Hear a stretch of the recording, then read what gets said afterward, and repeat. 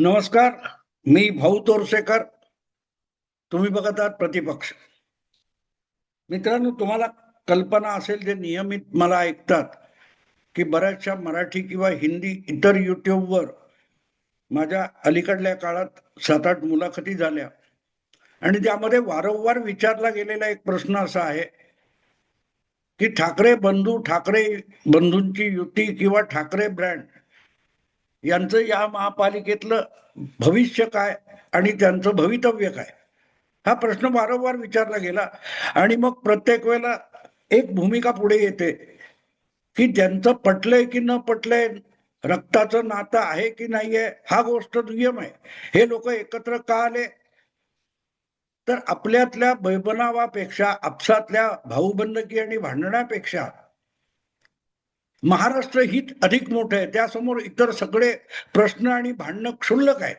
असं जे काय राज ठाकरेंनी महेश मांजरेकर यांच्या मुलाखतीमध्ये उत्तर दिलं होतं, तिथून ही सगळी प्रक्रिया सुरू झाली आणि आता ती महापालिका निवडणुकीपर्यंत येऊन पोहोचलेली आहे.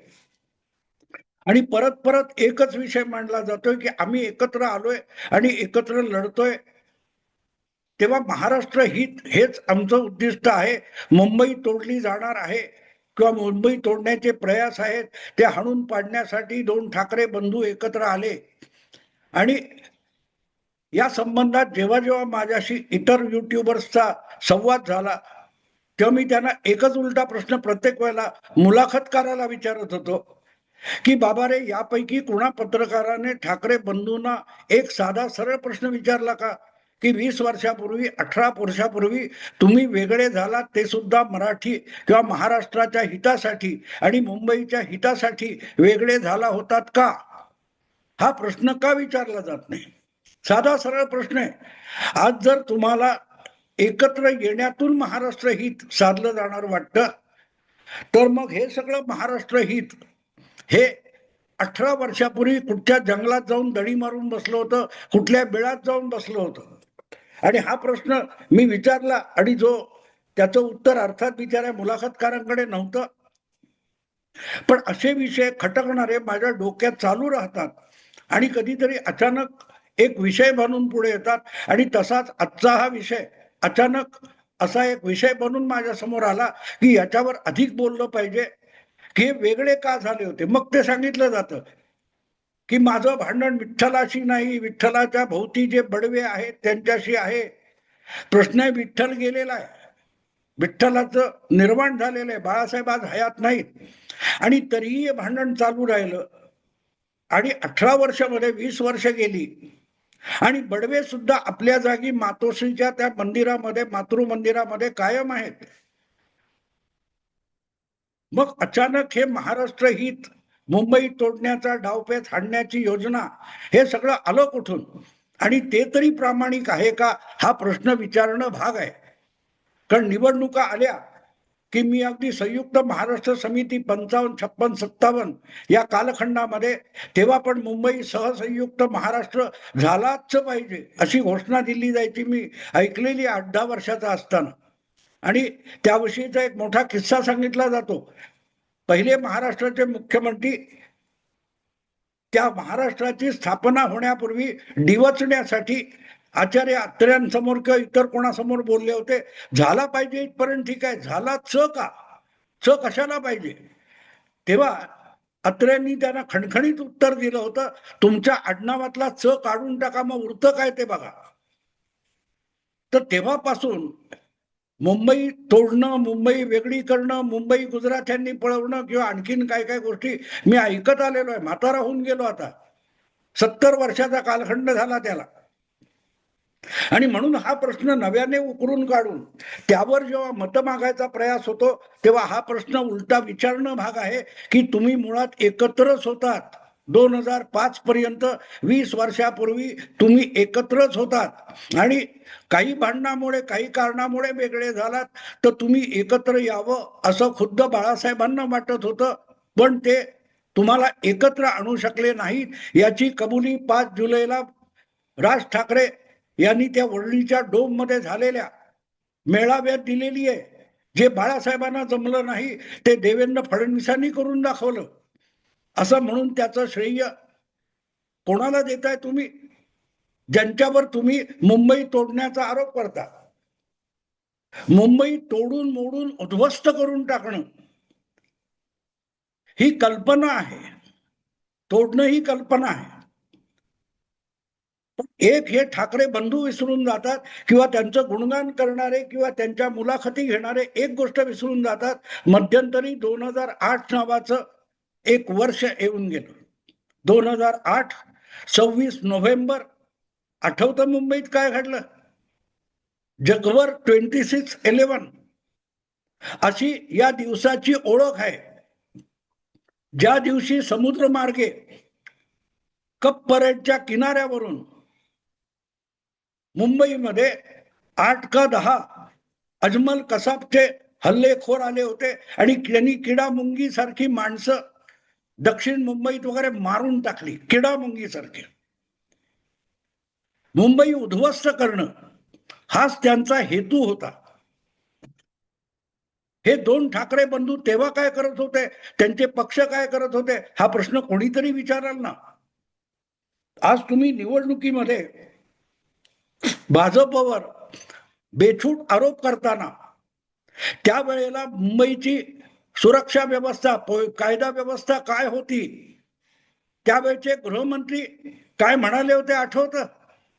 आर आबा पाटील म्हणाले होते कि बड़े बड़े शहर में ऐसी छोटी छोटी घटना ये होती जाती है.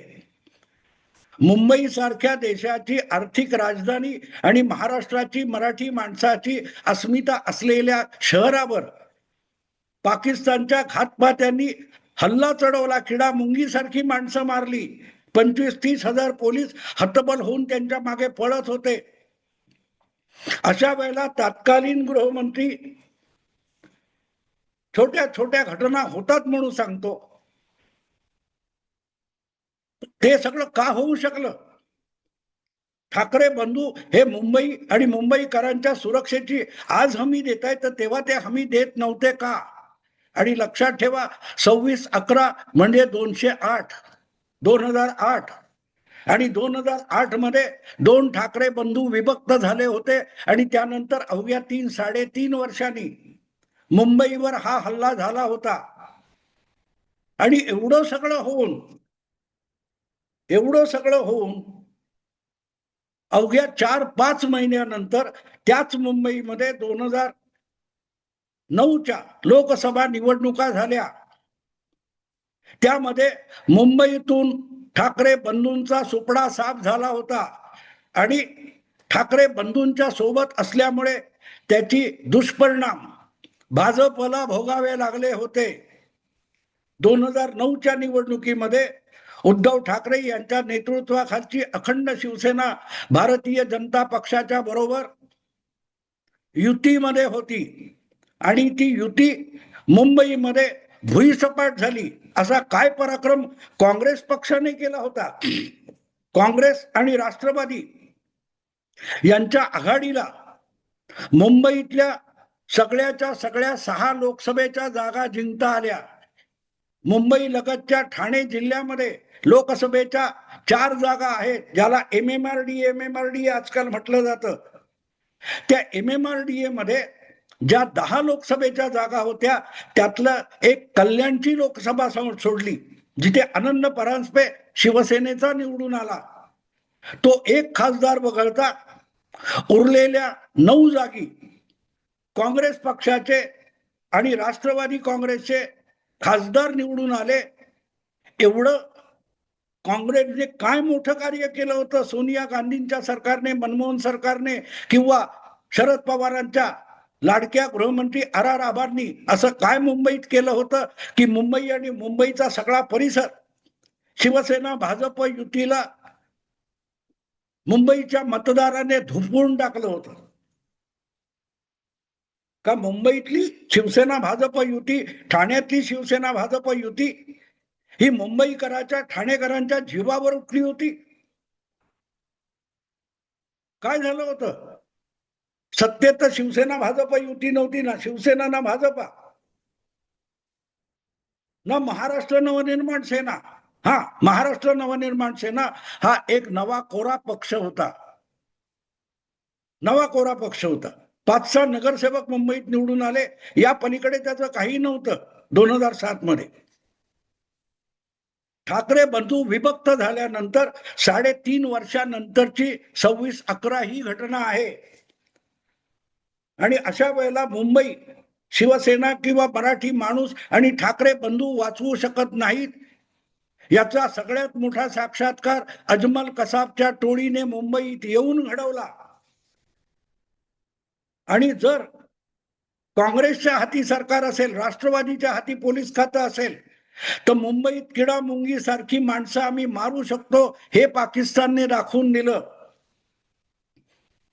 तेव्हा मुंबई वाचवायला ठाकरे बंधू काय करत होते? एकमेकाच्या उरावर बसत होते ना. हा सगळा अनुभव 26/11चा जिवंतपणे अनुभवला मुंबईकरांनी आणि ठाकरे बंधूंनी सुद्धा. आणि त्यानंतर अवघ्या 4 महिन्यांनी झालेल्या लोकसभा निवडणुकीत राज ठाकरे यांचा पक्ष सुद्धा निवडणुका लढवून गारद झाला.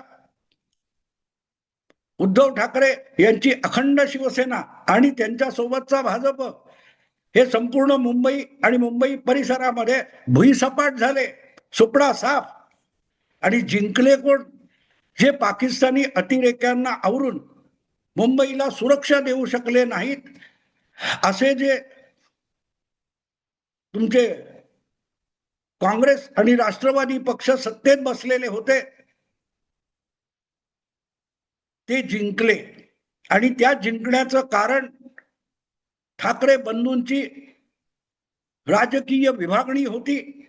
या दोघांनी एकमेकाची मतं फोडली आणि मुंबईकरांना असल्या हल्ल्यापासून कुठलंही संरक्षण देऊ शकणार नाही अशा काँग्रेसच्या घशात मुंबईची सुरक्षा घातली. त्याला ठाकरे बंधू यांची विभक्ती जबाबदार आहे. तेव्हा तुम्हाला महाराष्ट्राचं हित कळत नव्हतं. पाकिस्तान येऊन मुंबईवर हल्ला करतो, मुंबई उद्ध्वस्त करायचा प्रयत्न करतो. पाकिस्तान घातपाती अतिरेकी जिहादी मुंबईत पाठवतो. त्यातून मुंबई, महाराष्ट्र आणि देश सगळ्यांचा घात होतोय. तरीही हे ठाकरे बंधू तेव्हा एकत्र आले नाहीत, तर उलट दोघांनी एकमेकाविरुद्ध पहिली लोकसभा विधानसभा निवडणूक 2009 मध्ये लढवली. तेव्हा ते महाराष्ट्र हित, मराठी अस्मिता, मराठी हित हे कुठच्या चुलीत जळायला आणि होरपळून राख व्हायला टाकलेलं होतं. हा प्रश्न कोणीतरी ठाकरे बंधूंना विचारला पाहिजे. काँग्रेसकडून अपेक्षा नव्हती. भाजप उद्धव ठाकरेंच्या शिवसेनेच्या मागे फरफटत होता मुंबई. आणि मुंबई कमालीची असुरक्षित झालेली होती. कोणामुळे? 26/11ची इतकी भीषण घटना घडली. त्याचा धडा काँग्रेसला आणि राष्ट्रवादीला शिकवायची वेळ 2009च्या लोकसभा विधानसभा निवडणुकीमध्ये होती. त्यावेळेला 2 ठाकरे बंधू एकत्र आले असते किंवा राज ठाकरे यांनी वेगळी चूल मांडून वेगळे उमेदवार केले नसते, तर मुंबई आणि ठाण्याच्या 10 जागी शिवसेना भाजप युतीचा दारुण पराभव झाला नसता. भुई सपाट, सुपडा साफ. मग तेव्हा तुम्ही मुंबई तोडायला, मुंबई उद्ध्वस्त करायला कटिबद्ध झाला होता का? आणि त्यासाठी वेगळे होऊन एकमेकावर तलवार उपसल्यासारखं राजकारण करत होता का? मुंबईच्या सुरक्षेची, मुंबईतल्या मराठीची एवढी चिंता तुम्हाला असेल तर 2008च्या 26/11 घटनेनंतर 2 ठाकरे बंधू एकत्र का आले नव्हते?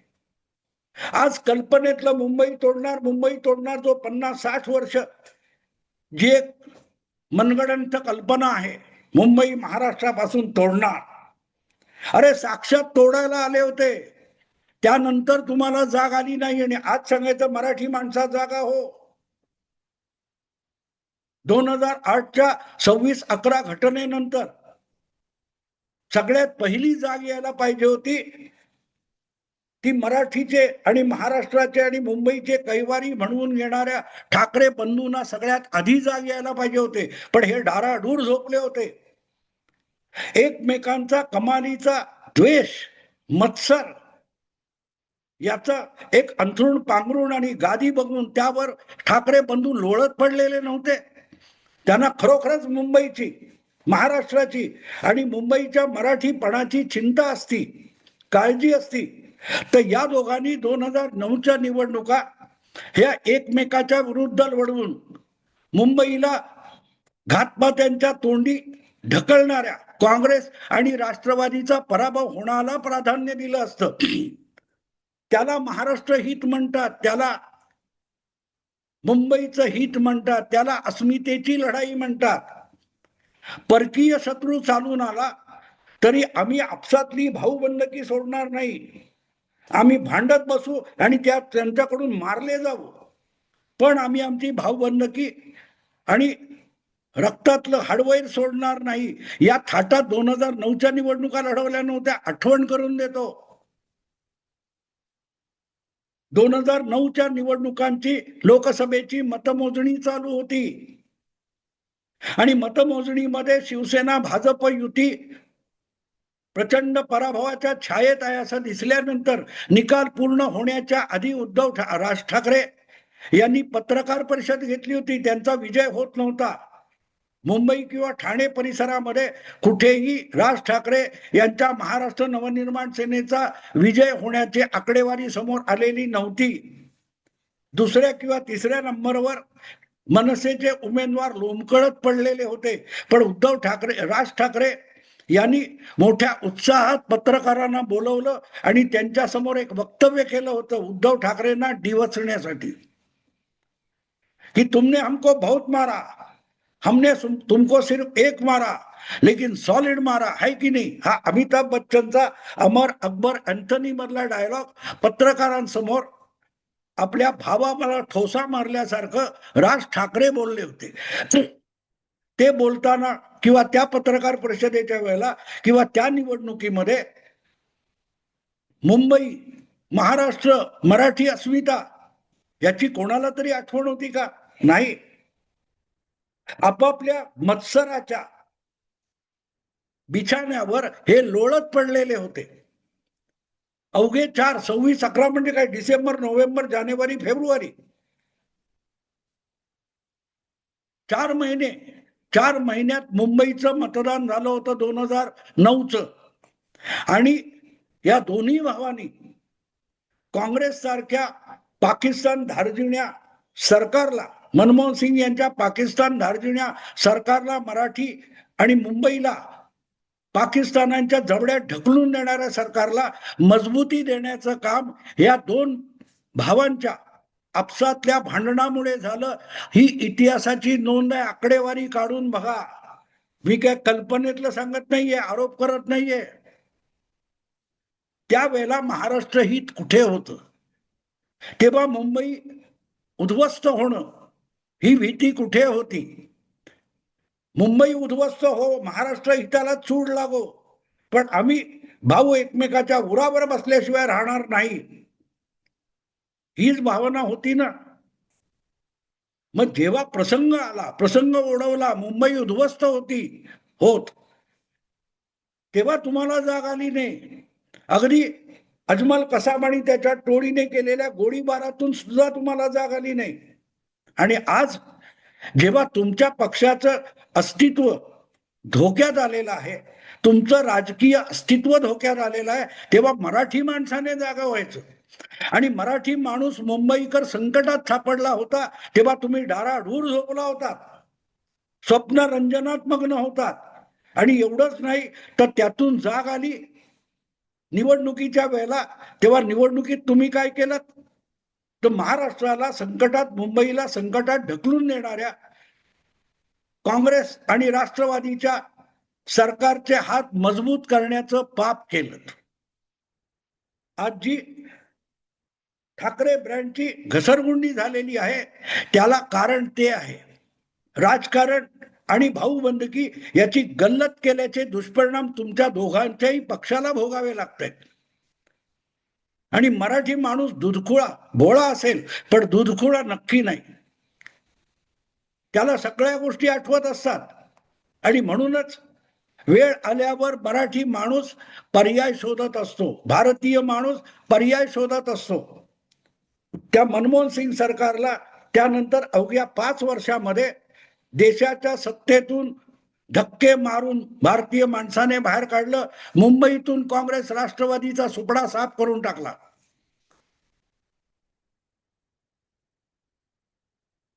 सत्तेच्या हव्यासापायी मराठी माणसांच्या भावनाशी खेळणारी माणसं ही कितीही भ्रमात राहिली म्हणून मराठी माणूस फसण्याची शक्यता नसते.